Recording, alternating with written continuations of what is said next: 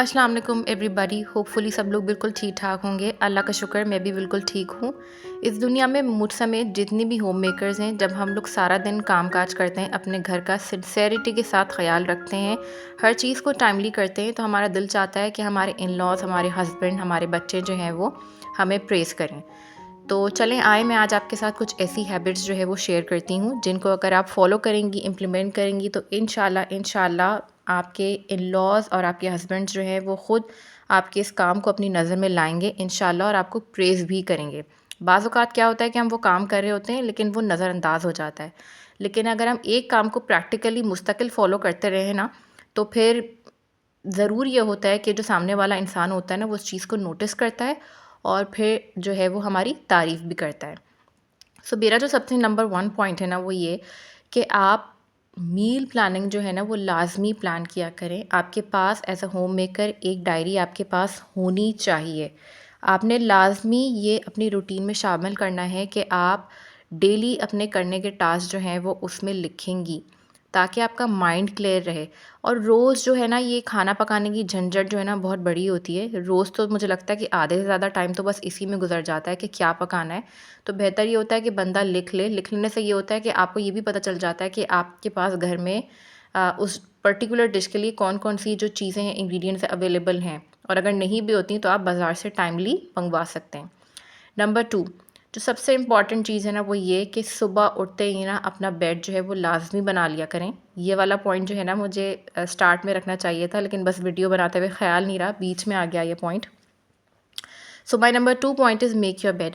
जब आप सुबह उठ के अपना बेड बनाते हैं ना, तो यकीन जाने आपका आधे से ज़्यादा काम तो हुआ वही होता है और आपको इतना अच्छा लग रहा होता है, आप इतना फ्रेश फ़ील करते हैं। जब घर गंदा-गंदा होता है ना, तो गंदी-गंदी सी वाइब्स आती हैं। कभी आप लोग ये ऑब्ज़र्व करना, जब अच्छा घर होता है, साफ़-सुथरा घर होता है, तो लिटरली ना खुद ब खुद आपके थॉट्स भी बहुत अच्छे हो जाते हैं, पॉज़िटिव हो जाते हैं और आपको बहुत अच्छा लग रहा होता है।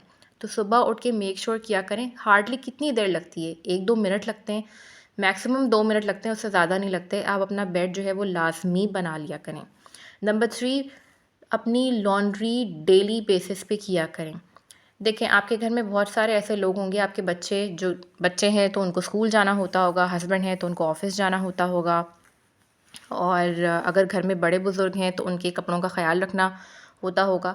तो ये रोज़ का बना लें। मैंने बहुत सी औरतों को अपनी लाइफ़ में देखा है जो कि सिर्फ़ हफ़्ते में 2 दफ़ा लॉन्ड्री करती हैं, जबकि बिलीव मी, अगर डेली बेसिस पे लॉन्ड्री कर ली जाए ना, और टाइमली जो है वो कपड़ों को उसी वक़्त जब वो ड्राई हो जाएँ, फ़ोल्ड करके अपनी-अपनी जगहों पे रख दिया जाए, तो इतनी आसानी हो जाती है। क्योंकि बाज़ औक़ात ये भी होता है कि हमें ना घर से इमरजेंसी में कहीं बाहर जाना पड़ता है, तो हम उस रेगुलर रूटीन को फ़ॉलो नहीं कर पाते।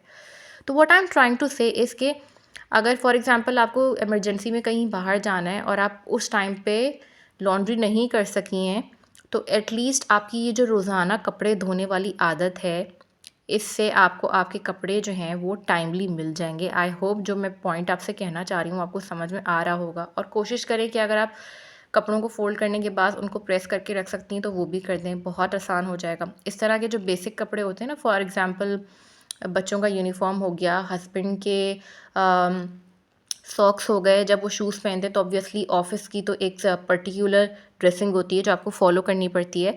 तो अगर अगर क्या नाम है, सॉक्स धुले हुए हों तो बहुत आसानी हो जाती है। इस तरह के जो नेसेसरी कपड़े होते हैं ना, बनियान हो गए, अंडरवियर हो गए, सॉक्स हो गए, बच्चों के पहनने के नाइट वियर सूट्स हो गए, ये छोटी-छोटी चीज़ें होती हैं जो कि अगर हम रोज़ाना के बेसिस पे कर लें ना, तो अच्छा रहता है। नंबर 4th पॉइंट, अपना आपका ख़्याल रखना आपके लिए सबसे ज़्यादा आपकी टॉप मोस्ट प्रायोरिटी होनी चाहिए। सेल्फ़ केयर आपके लिए एक बहुत इम्पॉर्टेंट चीज़ है।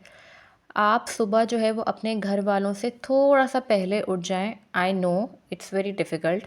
छुट्टी वाले दिन तो बिल्कुल भी किसी को भी जल्दी उठना पसंद नहीं होता। लेकिन ट्रस्ट मी, आप थोड़ी-सी आपको स्टार्टिंग में जो है ना वो मुश्किल होगी, लेकिन आहिस्ता-आहिस्ता करके ना आपको इस चीज़ की आदत हो जाएगी।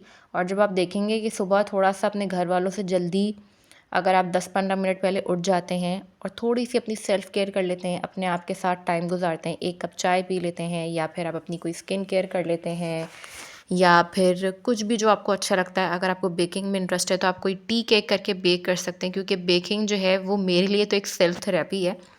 तो मैं तो इसी चीज़ को फ़ॉलो करती हूँ।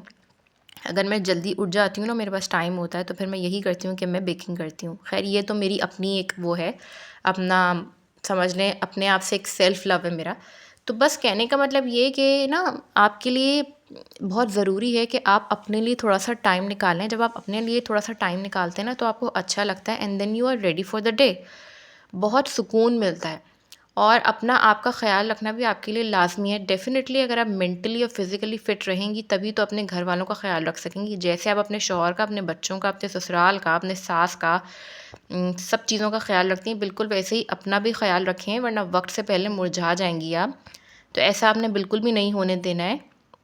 अपने आप का भी ख़्याल रखना है ताकि आप थ्रू आउट द डे बिल्कुल एनर्जेटिक रह सकें और प्रोडक्टिव फ़ील कर सकें और आपको मज़ा आए काम करते हुए।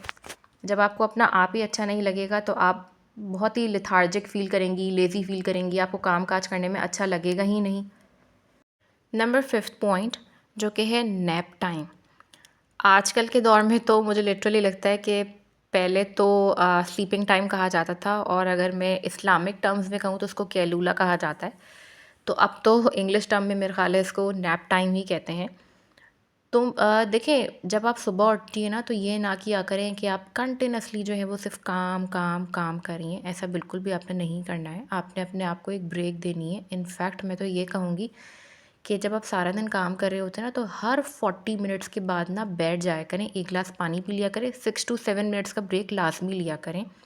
और दोपहर में कोशिश किया करें कि कम से कम एटलीस्ट फॉर 1 आवर जो है ना वो नैप ज़रूर लिया करें। उससे आपका माइंड बहुत रिलैक्स हो जाता है। मैं आपको अपना बताऊँ तो मुझे ना नींद नहीं आती दोपहर में बिल्कुल भी, लेकिन मैं ये मेक श्योर करती हूँ कि मैं 1 आवर लाज़मी रेस्ट लूँ। भले से मुझे नींद ना आए, लेकिन मैं लेटती ज़रूर हूँ। लेटने से क्या होता है कि मेरा माइंड काफ़ी हद तक रिलैक्स हो जाता है and then I am ready for the half of the day. फिर मैं जो हूँ बाकी जो सारे करने के काम होते हैं वो भी करती रहती हूँ। इसी तरीके से जो मेरा लास्ट पॉइंट है ना वो ये है कि please stay stick to your prayers. देखें जो अल्लाह ताला के कामों में लग जाता है ना, अल्लाह ताला भी उसके कामों में लग जाता है। तो मेक श्योर किया करें कि आप 5 वक़्त की नमाज़ पढ़ें और अगर 5 वक़्त की नमाज़ नहीं पढ़ सकती तो कोशिश किया करें कि जितनी उस टाइम पे आप पढ़ सकती हैं, मतलब टाइम आपको अलाउ कर रहा है उतनी तो पढ़ें, क्योंकि स्टार्ट तो आपको लेना ही होता है। एंड ट्रस्ट मी, मैं भी कोई झूठ नहीं बोलूँगी आप लोग से, कोई 5 वक़्त की नमाज़ नहीं पढ़ती मैं। कोशिश बहुत करती हूँ फ़जर में उठने की, लेकिन पढ़ ही नहीं पाती, लेकिन बाकी 4 वक़्त की पढ़ लेती हूँ। इशा में भी मुझे काफ़ी हद तक सुस्ती होती है।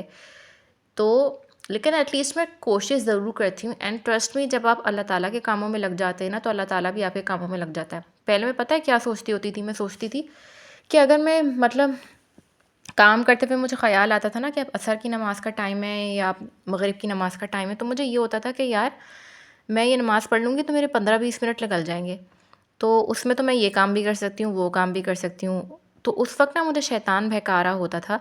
लेकिन ट्रस्ट मी, मैंने खुद ऑब्ज़र्व किया कि जब मैं वो नमाज़ पढ़ लेती थी ना तो मेरा जो अगले आने वाले काम जो मुझे करने होते थे ना वो खुद ब खुद हो जाते थे। और इतनी आसानी हो जाती है लिटरली, ट्रस्ट मी। और कुरान पाक की भी तिलावत ना लाज़मी किया करें। कुछ नहीं तो आप रोज़ाना जो है 1 पेज ही पढ़ लिया करें। ट्रस्ट मी, जब आप मैं बार-बार रिपीट कर रही हूँ लेकिन आप लोग खुद करेंगे ना तो आप लोगों को पता चलेगा, जब आप अल्लाह ताला के क्लोज़ हो जाते हैं ना तो अल्लाह ताला भी आप लोगों के क्लोज़ हो जाता है। आप 1 कदम बढ़ाते हैं, वो 10 कदम बढ़ाता है, आप 10 कदम बढ़ाते हैं, वो 100 कदम बढ़ाता है। तो अल्लाह ताला की इबादत में अपने आप को मसरूफ़ करें, वो आपके काम आपके लिए ऐसे ऐसे आसान करेगा कि आपके गुमान में भी नहीं होगा और आप सोचते रह जाएँगे कि कैसे मेरा ये काम इतना आसान हो गया। उम्मीद करती हूँ कि मैंने बहुत सिंपल सी डेली हैबिट्स आपके साथ शेयर की हैं, ये आपको पसंद आएँगी। अगर पसंद आएँ तो ज़रूर मुझे कमेंट बॉक्स में बताइएगा। और इसी तरह की जो वीडियोज़ हैं वो फ्यूचर में जो है मैं आपके लिए बनाती रहूँगी और बहुत सारी वीडियोज़ मैंने आपके लिए रिकॉर्ड भी करके रखी हुई हैं। मुझे अपनी दुआओं में याद रखिएगा। टेक केयर, अल्लाह हाफ़िज़।